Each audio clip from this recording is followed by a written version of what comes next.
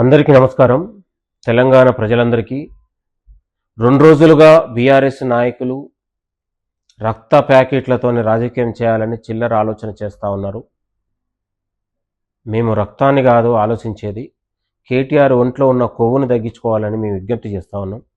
10 ఏళ్లుగా అధికార మదమెక్కి ఇవాళ అవినీతి సొమ్ముతోని, ఇవాళ అక్రమ సొమ్ముతోని, ఇవాళ అధికార మదంతో సంపాదించి ఒంటి నిండా కొవ్వెక్కిన మాటలు బంద్ చేసుకుంటే తెలంగాణ రాష్ట్రం ప్రశాంతంగా ఉంటుందని కూడా కేటీఆర్కి విజ్ఞప్తి చేస్తూ ఉన్నాను.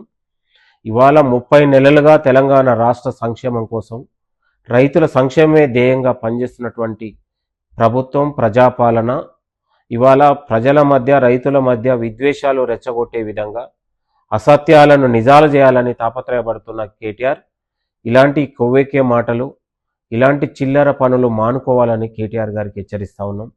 మేము ప్రతిపక్షాలని గౌరవిస్తూ ఉన్నాం, కానీ ప్రతిపక్షాలు దాన్ని చేతగానితనంగా భావిస్తే వాళ్ళ ప్రజల నుంచి వచ్చే తిరుగుబాటుకు అప్పుడు కేటీఆర్ లాంటి తట్టుకోలేడనే విషయాన్ని మరొకసారి గుర్తు చేస్తూ ఉన్నాం.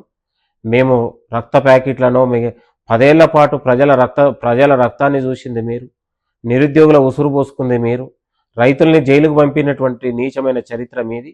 ఇవాళ రైతుని రాజుని చేసినటువంటి ఇవాళ ప్రజాపాలన మా ప్రభుత్వంది. కాబట్టి రైతుల గురించి, తెలంగాణ రాష్ట్ర సంక్షేమం గురించి మాట్లాడే నైతికత కేటీఆర్ కుందా అని ఈ సందర్భంగా హెచ్చరిస్తూ ఉన్నాను. కేటీఆర్ ఒంటి నిండా ఉన్నటువంటి కొవ్వును తగ్గించుకుంటే అందరికీ బాగుంటుంది, తెలంగాణ ఒక ప్రజాస్వామ్యయుతంగా ఉంటుంది అనేది కూడా విజ్ఞప్తి చేస్తూ ఉన్నాం.